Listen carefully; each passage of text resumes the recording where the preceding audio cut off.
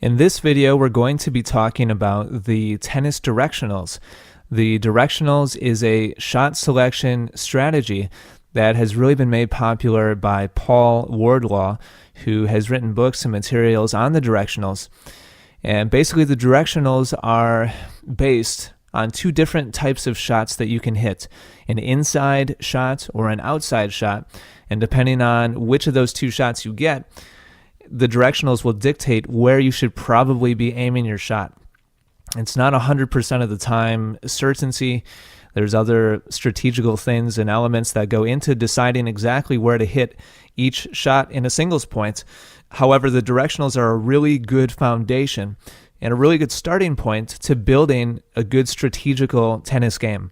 Now, in this video, we've got two members of the Essential Tennis Forums. One is John, who is on the top of your screen. He's got the white shorts, and the other one is Charles on the bottom. He's got the blue shorts.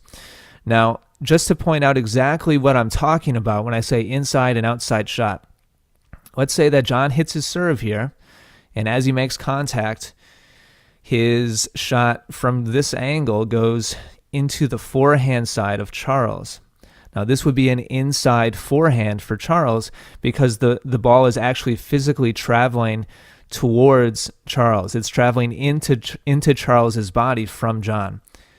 Now, that's as opposed to if John were to hit this serve and go out to Charles's backhand, this would be an outside shot, an outside backhand, because the ball, the angle that the ball is traveling across is traveling away from Charles towards his backhand. So we've got inside shots and outside shots. And those two different types of shots are going to dictate where you should probably aim your shots when you're playing a singles point.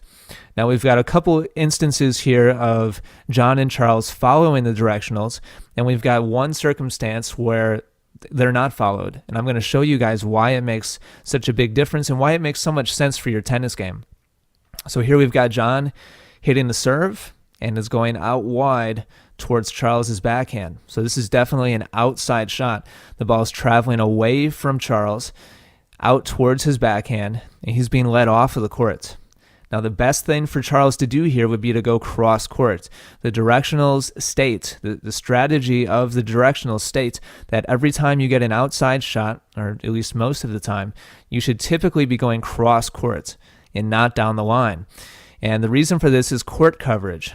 If Charles takes this shot and he were to go down the line with his outside shot to here, let's say he hits as good a shot as possible, he's got a long ways to go to cover the whole rest of the court if John hits cross court with that next shot, which he certainly should do. It's the highest percentage shot that John would hit up on the top side of the screen, and it would make Charles have to do the most amount of running. So the smartest shot here for Charles to hit would be cross court, which he does. So he takes his backhand, he takes it nice and early, gets it cross court, and that's a good shot. He's put it back towards the center of the court. He gets it cross court back to John's backhand side of the court, and now he's starting to recover. And we see some good strategy by John here, running around it and hitting a forehand. Now, this forehand, this shot is going inside to John, and John is getting ready to hit an inside forehand. Now, the directionals state that with an inside shot, you now have the option to safely go down the line if you would like to, because you're swinging across your body, and it's easier to direct the ball in that direction. John could go either way here, both inside out and hit back across to this side of the court, or he could choose to go inside in and go down the line. And in this particular circumstance, we see that Charles is well off of the court thanks to John's good serve. And so the logical place to go with John's forehand would be to go inside in and to go down the line. And that's exactly what John does. He gets jammed up a little bit by that forehand, but he directs it very well down the line. And now Charles has a forehand himself, which is an outside shot. It's not traveling in towards Charles's body. Really, it's kind of neutral. It's not really traveling away from him very much either. However, right here, the smartest shot is definitely going to be to go cross court. If he goes down the line with this shot, it's going to leave open a lot of angle opportunities for John to go back cross court again and continue to run him. Now, if Charles was just going to take this and just push it cross court, he'd be giving John an outside ball and be traveling out away from John, and going down the line for John would not only be more difficult because it's an outside ball and it's a little bit lower percentage to go down the line, but now he's got a little bit less court to cover because the shot that John is hitting will not be angled anymore. It's going to be traveling straight ahead. So it's going to be less court for Charles to have to cover. So cross court would definitely be the smartest shot here in this circumstance. Let's see what Charles does. Well, Charles goes down the line with this shot.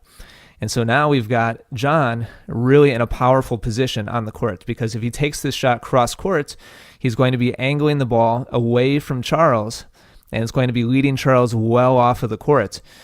And this is where really things break down for Charles, and he's well behind in the point now if John does take this cross court. So let's see what John ends up doing. He does take it cross court. It's a really nice angle here. It's a great shot by John, and Charles is not able to get there.